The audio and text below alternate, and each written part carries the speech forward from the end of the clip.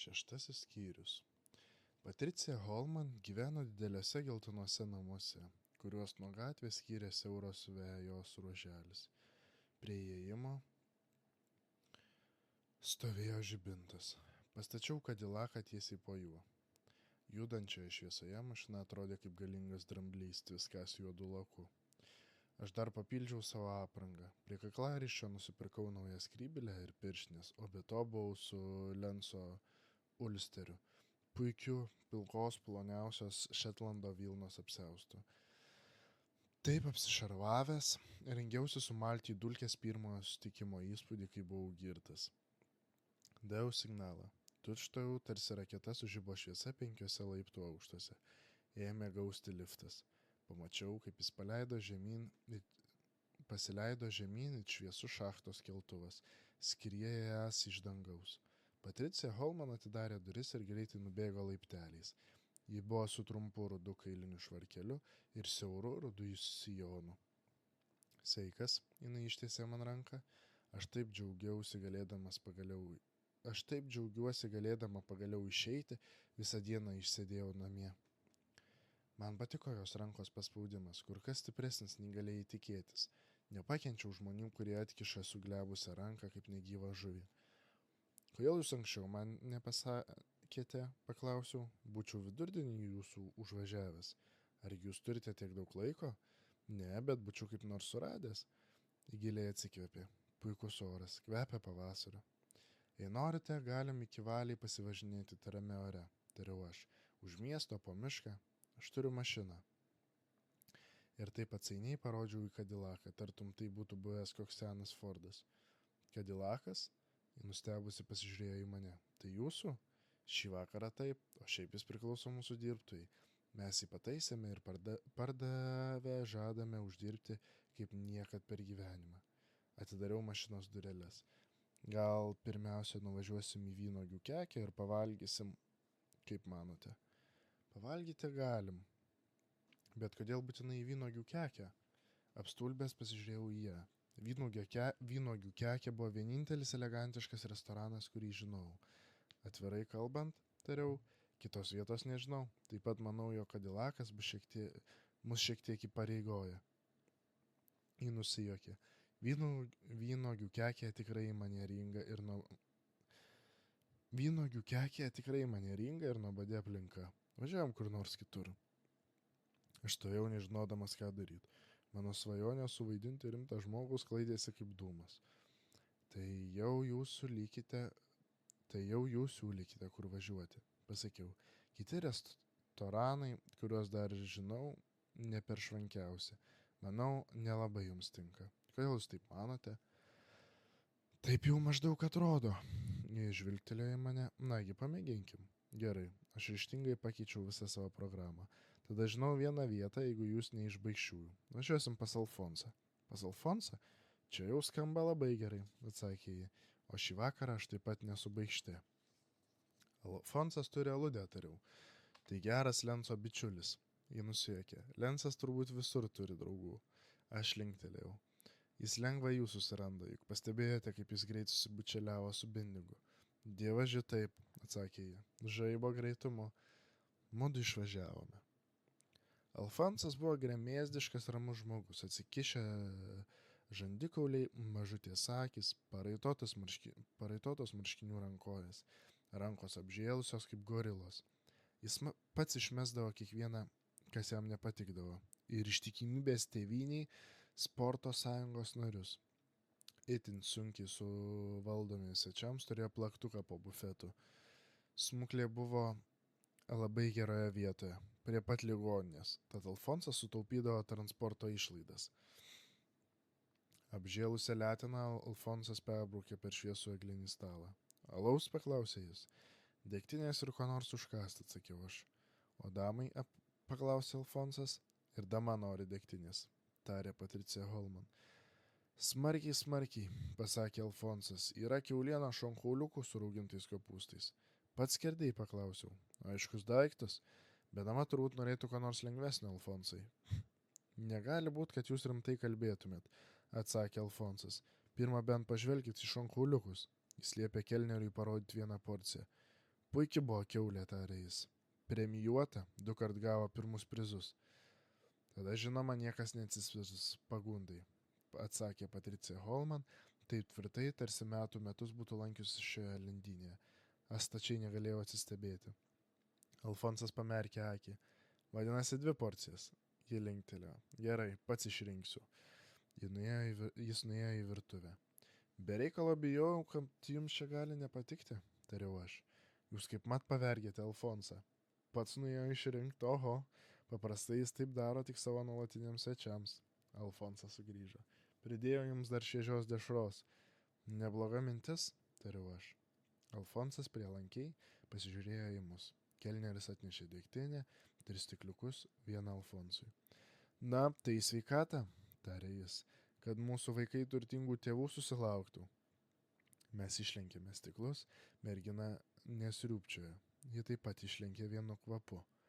Smarkiai, smarkiai, tarė Alfonsas ir nušlepsėjo atgal prie bufeto. Jūs mėgstate degtinę? Paklausiau.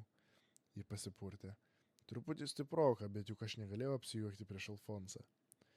Šankauliukai buvo žodžio verti. Aš suvalgiau 2 didelės porcijas, Patricija Holman irgi valgė kur kas daugiau, negu būčiau galėjęs pamanyti. Man labai patiko, kad ji nesistengė kaip nors susiskirti ir be niekur nieko apsiprato šios aludėje. Ji nesimaivydama išgėrė ir dar 1 stikliuką su Alfonsu, tas slapta pamerkė man akį, kad vadinasi jo nuomonė mergina kaip reikiant. O Alfonsas nusimanė apie tai. Ne apie žmogaus grožį ir kultūrą, bet apie tai, ko jis vertas iš esmės.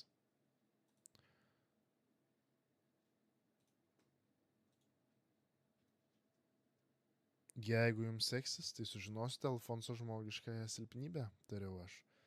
Norėčiau, atsakė ji, atrodo, kad jis jokių silpnybių neturi. Kur neturės, aš parodžiau į stalą šalia bufeto. Ana, kas, patefoną? Ne patefonas, chorai, Alfonso silpnybė, chorai.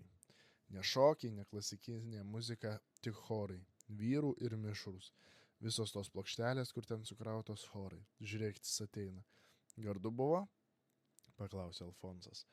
Kaip pas mamą, atsakiau aš. Damai irgi? Kaip gyva nevalgiau tokių šonkauliukų, drąsiai pareiškė dama. Alfonsas linktelėjo patenkintas. O dabar pagrosiu jums savo naują plokštelę. Neatsistebėsit. Jis nuėjo prie patefono, adatėlė čirptelėjo ir sugriaudė įspūdingas vyrų choras, galingais balsais dainuojantis miško tylą. Tai buvo pasiutiškai garsi tyla. Nuo pirmo takto nuščiuvo visa aludė. Alfonsas galėjo tapti pavojingas, jei kas nors tinkamai nepagerbdavo jo chorų. Jis stovėjo pasirėmęs į bufetą apžėlusiomis rankomis. Muzikos veikiamas jo veidas pasikeitė, pasidarė svajingas, kiek iš viso gali būti svajinga gorila. Chorai darė jam neapsakomą įspūdį, klausydamasis muzikos darydavosi švelnus kaip stirniukas. Net jeigu kokių peštynių įkarštyje staiga suskambėdavo vyro choras, jis nuleisdavo rankas, kaip pakerėdas imdavo klausytis ir būdavo pasirengęs taikytis.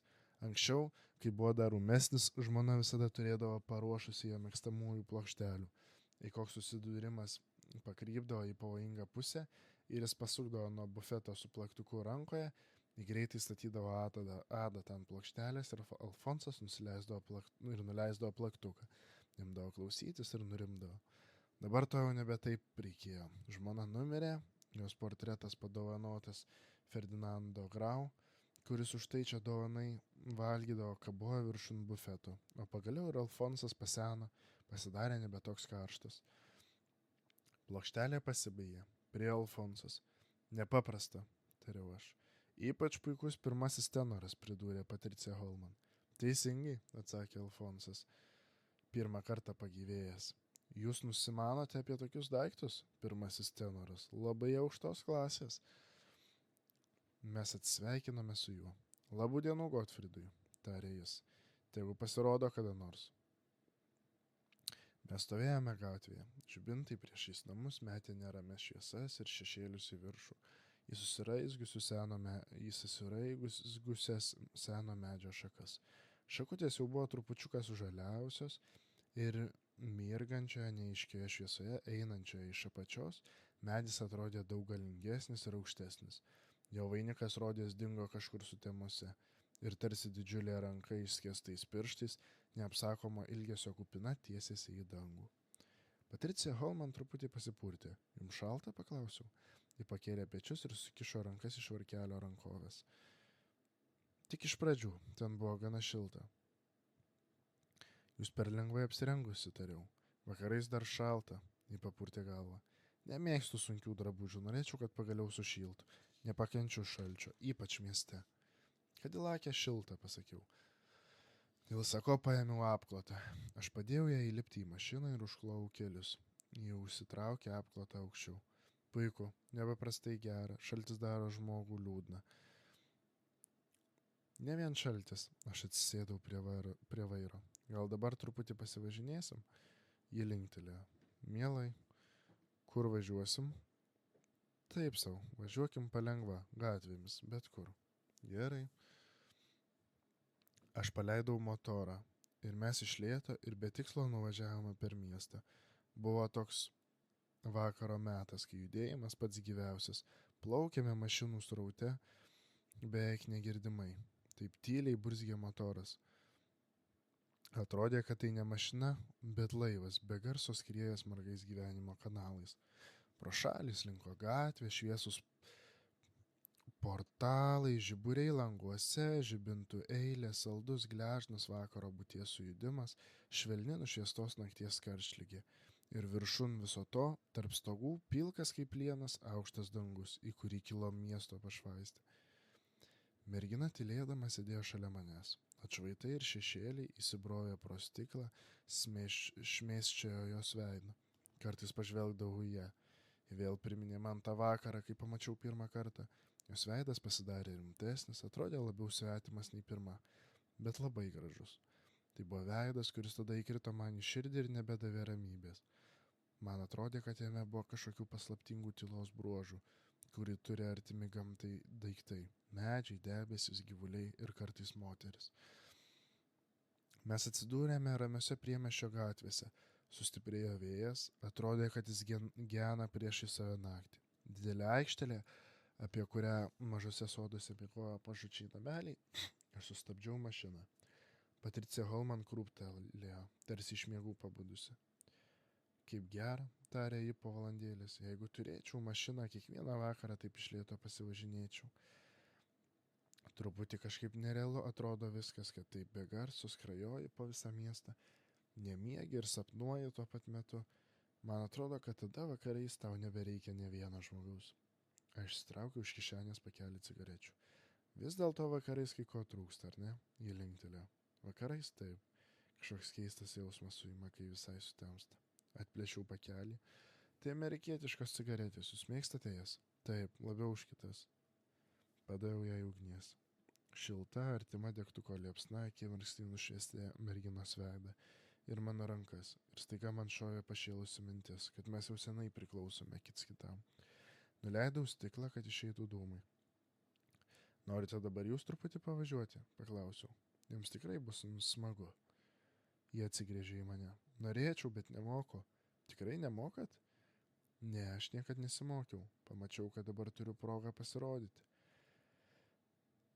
Juk Bindingas jau seniai galėjo jūs pamokyti, tariau. Ji nusijuokė. Bindingas per daug įsimylėjęs savo mašiną, nieko prie jos neprileidžia.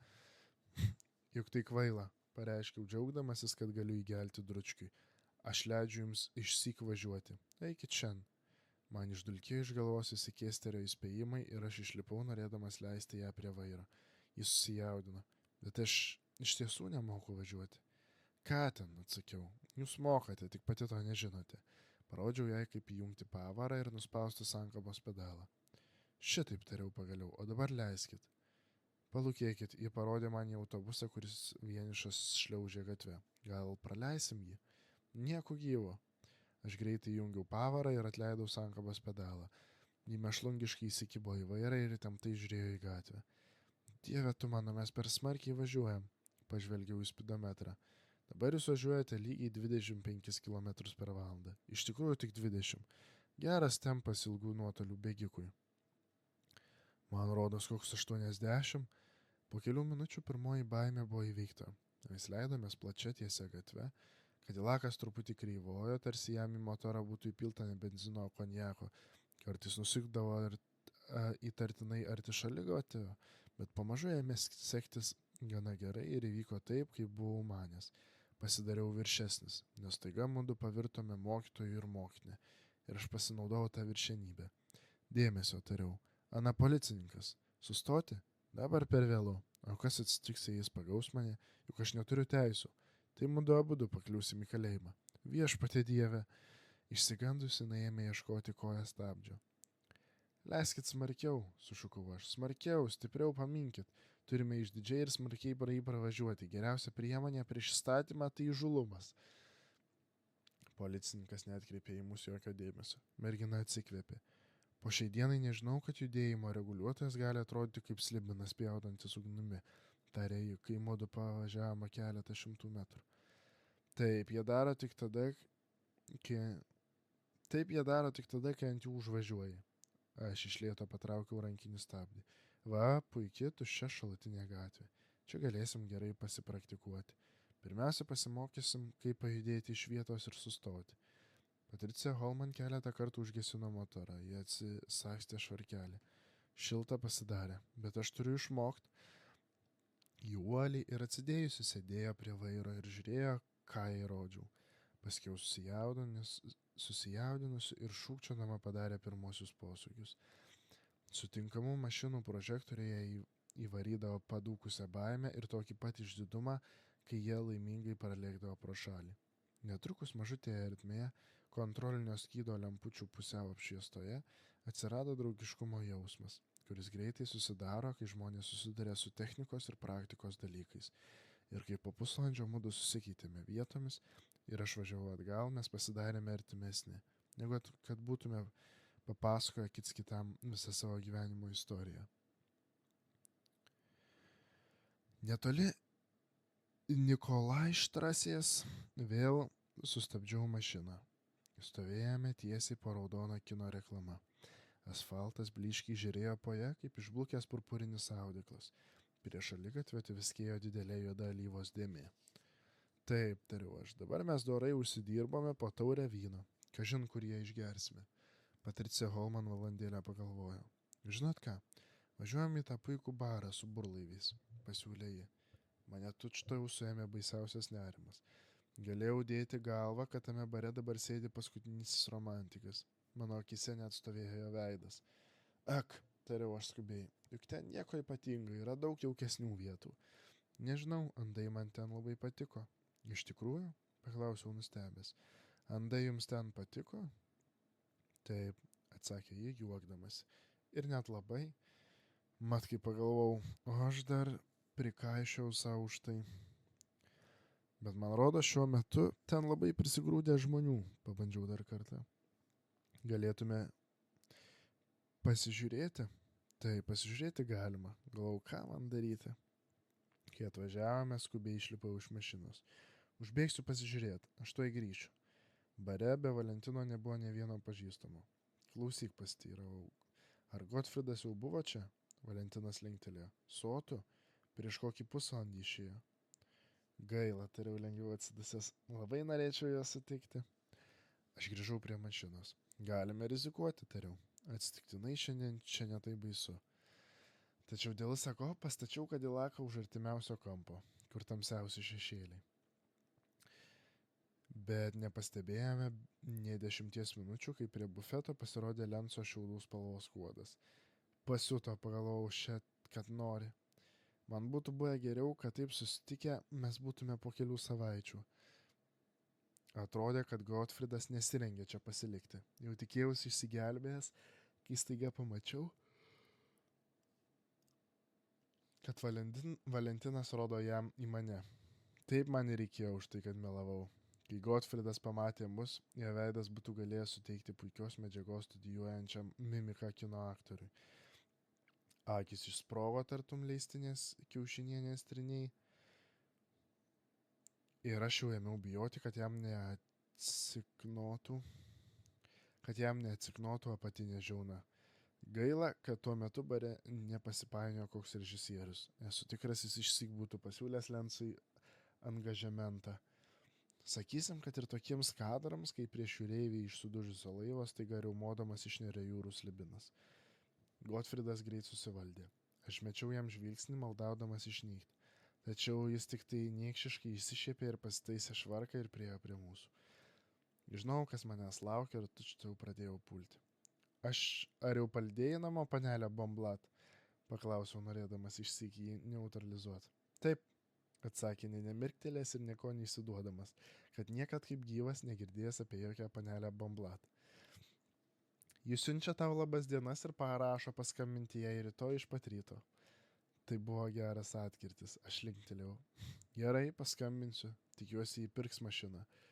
Lensas vėl buvo beprasižiojęs, įspyriau jam į blauzdą ir pasižiūrėjau tokiomis akimis, kad išaipydamas susičiaupė. Mes išlenkėme keletą stikliukų. Aš gėriau tik sidecarą, kokteilius ir su daug citrinos. Nenorėjau dar kartą apsijuokti. Gotfridas buvo puikiausiai nusiteikęs. Ką tik buvau pas tave, tarė jis. Norėjau pasimti kartu. Po to nuėjau į Luna parką. Ten pastatyta puikiai nauja karuselė. Gal nuvažiuotume? Jis pažvelgė į Patriciją Holman. Tuojau važiuojam, atsakė ji. Nieko taip nemėgstu kaip karuselė. Tai kylam nelaukdami, tariau aš apsidžiaugęs progą išeiti iš baro. Laukia viskas paprasčiau. Rylininkai Luna parko forpostai. Melancholiškai saldus liurlinimas. Ant suplyšusių zomšinių rylų, ant valkčių kartais tupi papūga arba nužvarbusi beženaitė su raudonos gelumbės striuke. Paskiau pasigirsta šaižus prekiautojų balsai. Jie pardavinėja porceliano klijus, stiklo rėžiklius, turkišką medų, balionus ir kostiumų medžiagas. Šalta mėlyna šviesa, iš karbido lempų dvokas. Burtininkai, astrologai, balaganai su medaunininkais, supuoklės laiveliai, atrakcionų paviljonai ir pagaliau pamatai, kaip sukasi aidint triukšmingai muzikai. Margi, žvilga, apšviesti, kaip kokie rūmai karuselių bokštai. Pirmyn vaikai, Lensas puolė prie amerikietiškų kalnų, o jo plaukai draikėsi nuo vėjo. Ten buvo didžiausias orkestras. Po kiekvieno rato iš paauksuotų nišų išeidavo 6 trimitininkai su fanfaromis. Skardžiai užtrimituodami, sukdamėsi į visas puses ir mosuodami instrumentais ir vėl išnykdavo. Tai buvo didinga. Mes susėdome į didelę gulbės pavidalo gondolą ir pasileidome aukštyn ir žemyn. Pasaulis žėrėjo ir slydo, siūbavo ir virto į juodą tunelį, kuriuo dūmėme būgnams dundant. Ir vėl tučtuojau kilome į viršų, kur mūsų tikdavo žiburių spindesys ir fanfarų garsai. Toliau Gotfridas pasuko prie skraidančios karuselės, su orlaiviais ir lėktuvais. Mes sulipome į cepeliną ir apsukome juo 3 kartus. Truputį uždusę vėl stovėjome apačioje. O dabar prie velnio rato, pareiškė Lensas. Tai buvo didelis, lygus per vidurį kiek pakilus ratas, kuris sukosi vis smarkiau ir smarkiau. Ant jo reikėjo išsilaikyti. Gotfridas ir dar koks 20 žmonių sulipo ant jo. Lensas straksėjo kaip patrakęs ir susilaukė žiūrovų plojimų. Pagaliau jis liko vienas su kažkokia vyrėja, kurios užpakalis buvo kaip ardėnų arklio. Kai jau sunku būdavo išsilaikyti, gudri vyrėja atsisėsdavo vidury rato, o Gotfridas lakstė aplink ją kaip padūkęs. Visi kiti jau seniai buvo nusiritę. Galų gale likimo ranka pasiekė ir paskutinį romantiką. Jis krito vyrėjai į glėbį ir abu kūliais nusirito nuo rato. Jis grįžo pas mus, vesdamasis už parankės vyrėją, kurią jau vadino Lina. Lina nedrąsiai šypsojosi. Jis paklausė, kuo galėtų ją pavaišinti.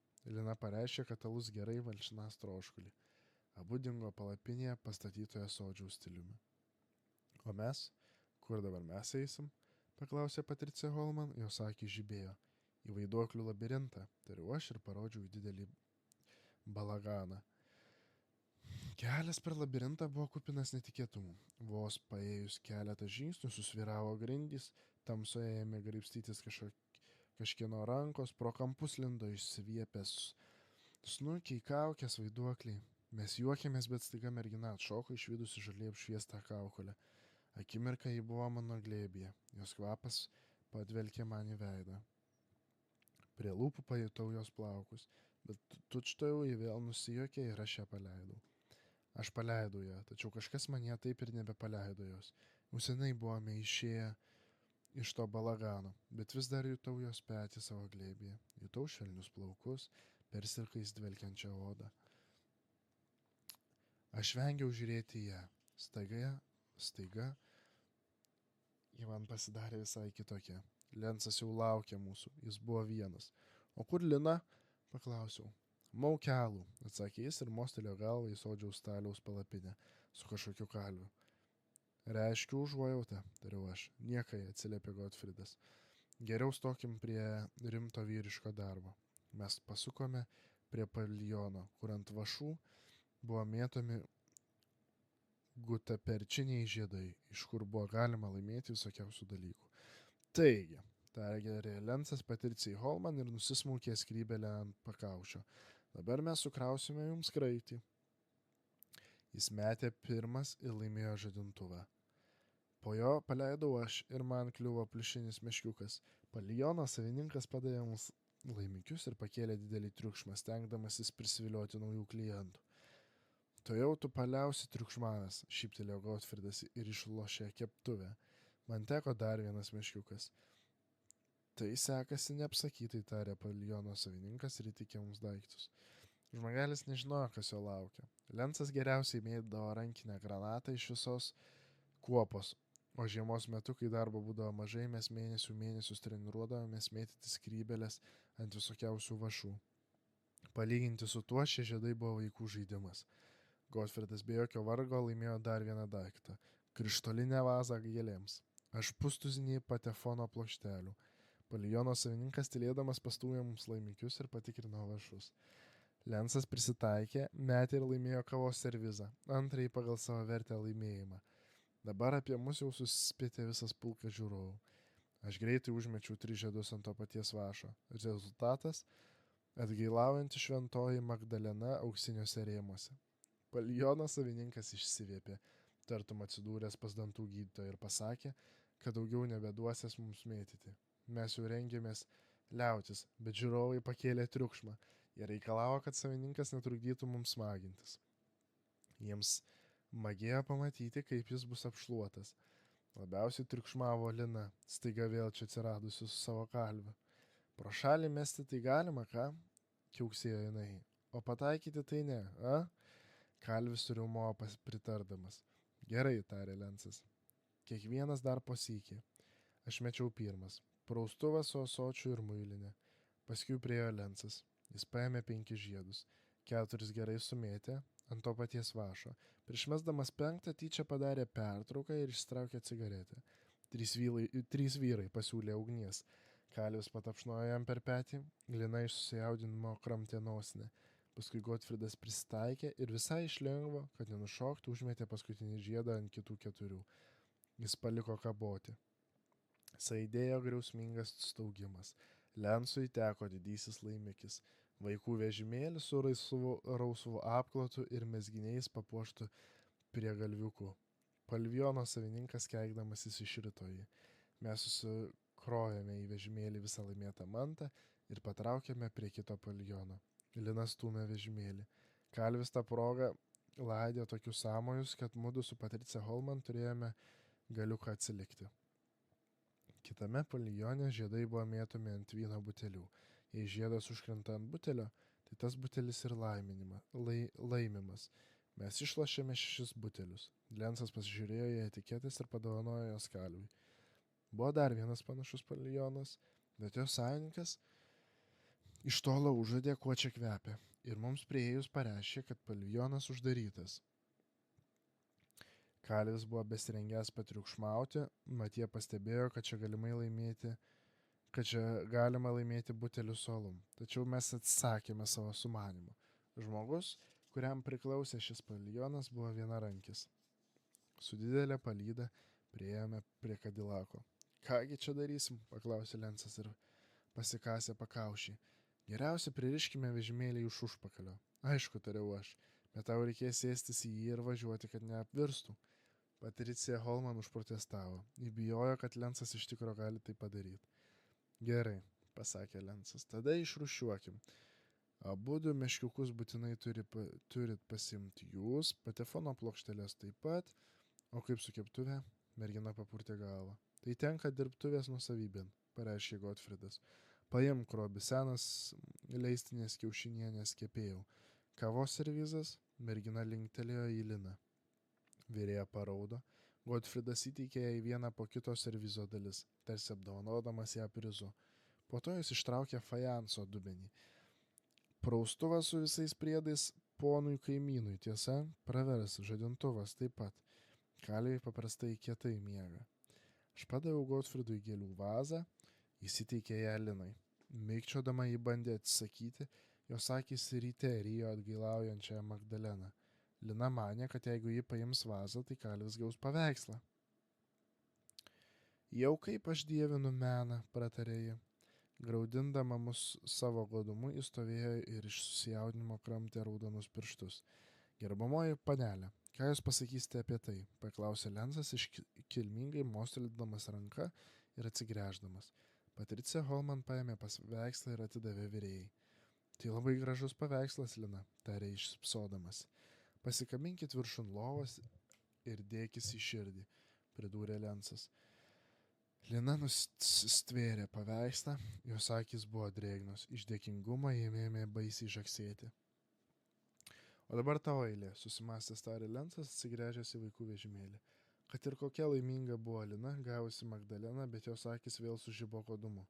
Kalvis užsiminė, kad žmogus niekad negali žinoti, kada prireiks tokio daikto, ir taip ėmė kvatoti, jog išmetė vyno butelį. Tačiau Lensas nutarė, kad jiems ir taip užtenka. Luktelėkit. Aš kažką čia mačiau neseniai, tarė jis ir dingo. Po kelių minučių pasėmė vežimėlį ir nudumė. Viskas gerai, pasakė jis sugrįžęs be vežimėlio. Mes sulipom į Kadilaką. Kaip per kalėdas, tarė Lina, negalėdama apsidžiaugti savo lobiais ir atsisveikinama padavė mums raudoną letiną. Klausykit, tarė jis. Jei prireiks kam apvėlėti šonus, tai aš gyvenu Leimničstrasse 16. Galinis kiemas, antras aukštas, durys po kairiai. O jei turėsit kelius priešus, aš atsivesiu su saviškius. Sutarta, atsakėme mes ir nuvažiavome. Kai pravažiavę Luna parką pasukome už kampo, Gotfridas parodė pro langą. Ten stovėjo mūsų vaikų vežimėlis. Jame sėdėjo tikras vaikas, o šalia vis dar neatitokusi motina žiūrinėjo vežimėlį. Puiku, ar ne, tarė Gotfridas. Nuneškit dar jai meškiukus, sušuko Patricija Holman. Jų vieta ten. Nebent vieną, tarė Lensas, kitą jūs turite pasilikti. Ne, abu. Gerai, Lensas iššoko iš mašinos, įbruko moterį į rankas pliušinių žaisliukus ir nespėjus jai nei prasižioti, nudumė atgal, tarsi būtų kas vyjesis. Taigi, tarė gaudinamas kvapą, dabar man pasidarė negera nuo to viso kilnumo. Išlaipinkite mane prie Internacionalio. Būtinai turiu išgerti taurę konjako. Jis išlipo ir aš nuvežiau merginą namo. Viskas buvo kitaip negu paskutinį kartą. Ji stovėjo tarp durį ir žibinto šviesa blėščiojo jos veidu. Atrodė nuostabiai. Aš mielai būčiau ėjęs su ją. Labanakt, tariau, gerai išsimiegokit. Labanakt. Žiūrėjau jai pavymui, kol užgeso šviesa laiptuose, paskui sėdau į Kadilaką ir nuvažiavau. Keisti jausmai suėmė mane. Tai buvo visai ne taip, kaip kitais vakarais, kai staiga ėmė kraustytis iš galvos dėl kokios merginos. Buvo kur kas daugiau švelnumo ir noro pasijusti vieną kartą visai laisvam. Kristi stačia galva, vis viena kur. Nuvažiavau pas Lensą į Internacionalį. Ten buvo bemaž tuščia. Vienoje kertėje sėdėjo Frici su bičiuliu kelneriu Aloizu. Juodu kažką ginčiosi. Gotfridas sėdėjo su Mimi ir Valė ant sofos šalia bufeto. Jis elgėsi labai meiliai su jomis, net su vargščia senutė Mimi. Merginos netrukus išėjo, joms reikėjo eiti į medžioklę. Dabar buvo pats metas. Mimi stenėjo ir dūsavo, jai skaudėjo kojų venas. Aš atsisėdau šalia Gotfrido. Na, drožk, tariau.